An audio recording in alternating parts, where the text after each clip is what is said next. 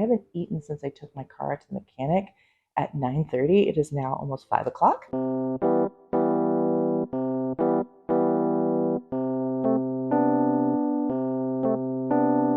Hello everyone, and welcome back to my channel, Just Another Struggling Writer, the beleaguered author's one-stop shop for commiseration and hopefully inspiration.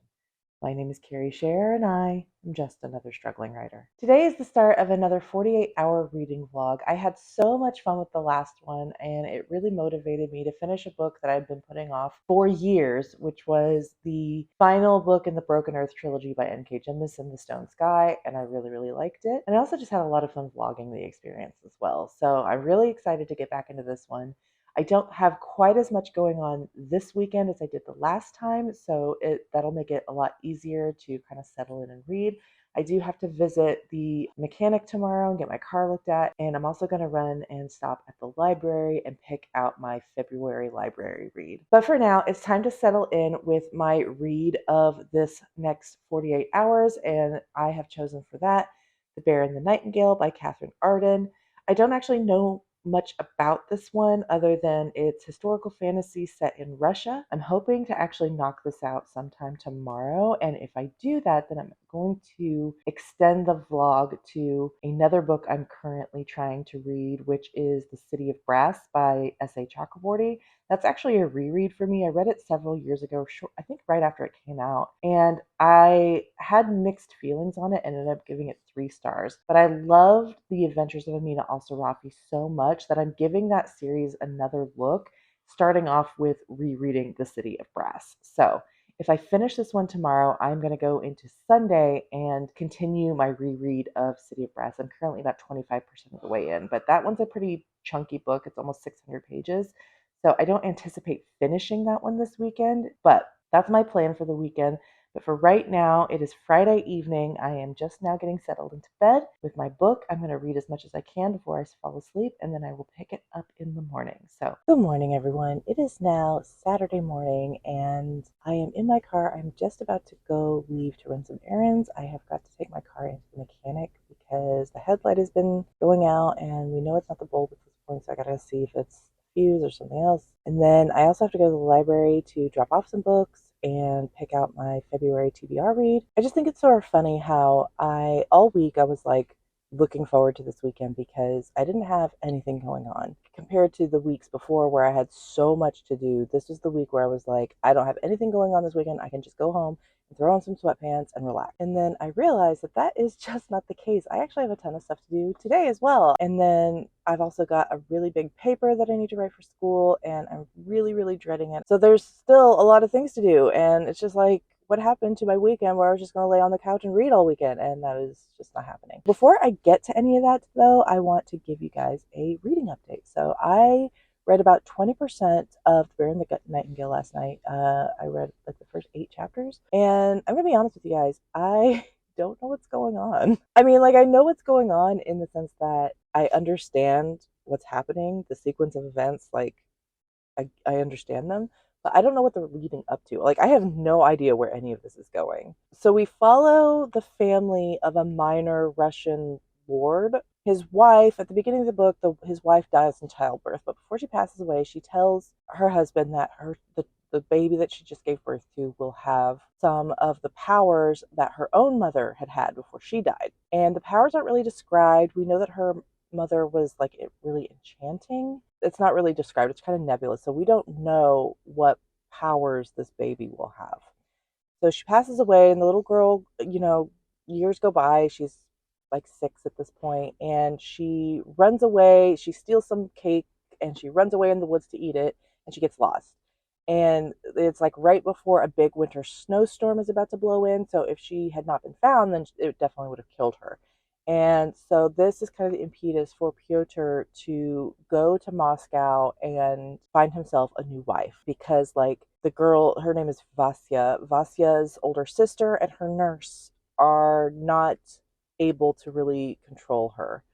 And they're worried that if it goes on much longer, then she will, she'll be wild forever. So he goes into Moscow to find himself a new wife, but while he is there, there's some like background politicking going on, and the Grand Prince decides, you are going to marry my daughter, and your daughter is going to marry my cousin. And Pyotr's like, okay, that's not really what I was looking for. I don't need a young wife who can give me more children. I need an older woman who is, can mother my young daughter and teach her and all these things. But whatever, I recognize this as a sign of favor. I will do this. And so he marries the Grand Prince's daughter, and we find out that the reason he is trying to get rid of her is because she is seen as having like some kind of madness.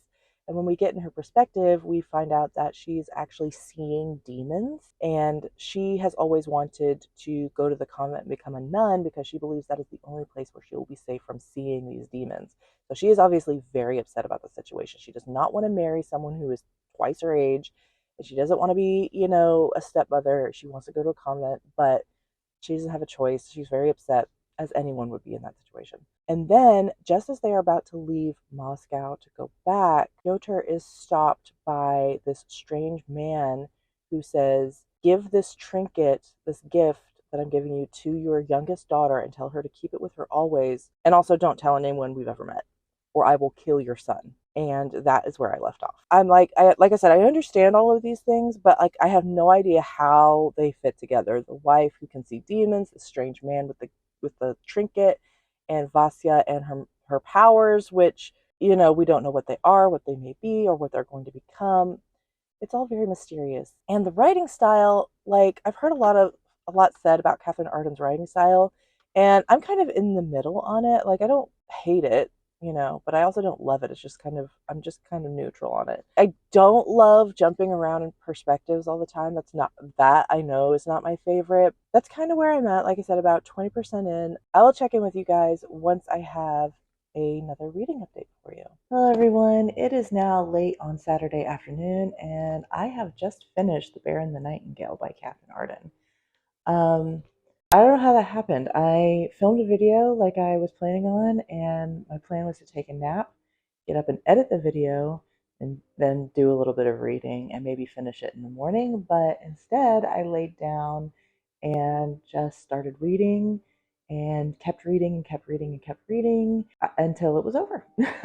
I don't know that this book was for me. It's not bad by any stretch of the imagination. I can definitely see the appeal, but the style was not for me. It was not my favorite. So I'm probably going to end up giving this book 3 stars. I'm going to do my call pile. Like I said, there was lots of good about it. I didn't really feel compelled by I really kind of hated the central thrust of the plot.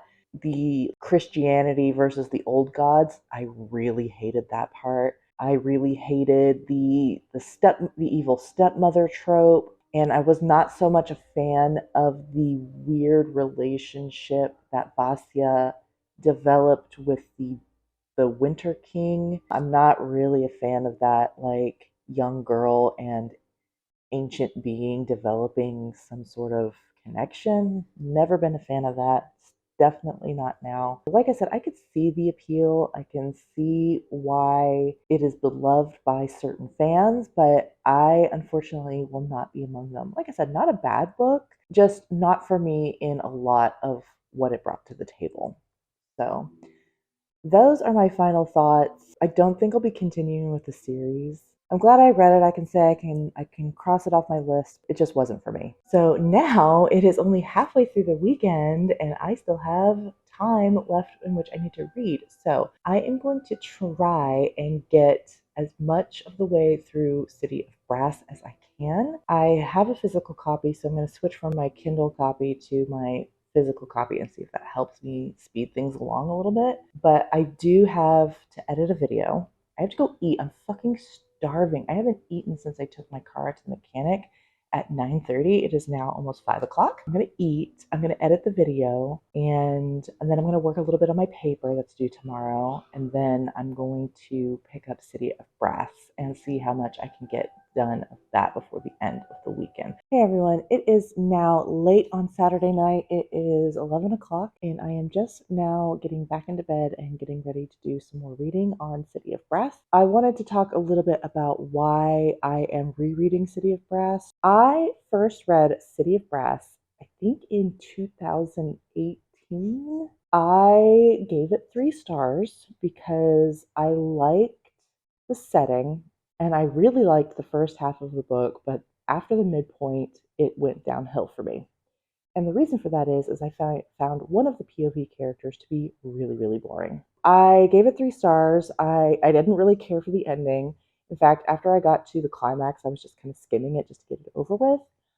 So I gave it 3 stars and I was like, I don't need to read any more of this series, and I forgot about it. So come to this last couple of months and I read The Adventures of Mina al-Sarafi by the same author, and I just loved it so much. And it got me thinking, what went wrong for me with City of Brass? To be honest, I don't really know. I still don't know. I'm only at 25% right now, so I haven't gotten to that point where I started to lose interest last time. So I don't know if that's going to hold true this time. What I will say is the first time I read it, it was on a 48-hour trip out of town for a family member's wedding. So we literally flew out Friday night. The wedding was Saturday. So the wedding was Saturday. We were doing stuff for that like all day. And then we left Sunday morning.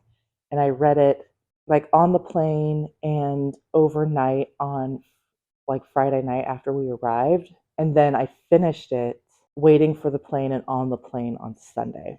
So really, really fast. And I think by the time that I got to the climax, I was just trying to get it over with.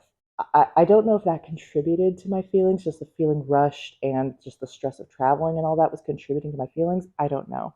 But I am trying my best to be a little bit more open minded this time around, especially with a character who I found boring because it on his half of the plot is where all of the like politicking is going on, and I normally really like that in my fantasy. Like I said, I haven't gotten to the point yet where last time I started struggling. So who knows if that's going to bear out again this time. But I am actively making an effort to be more open minded about it. I'm at 25% right now. I'm going to go ahead and get a little bit of reading done this evening before I turn off my light and go to bed. And I still have all day tomorrow to read. Little bit of work that I need to do. Got some cleaning up and chores, of course.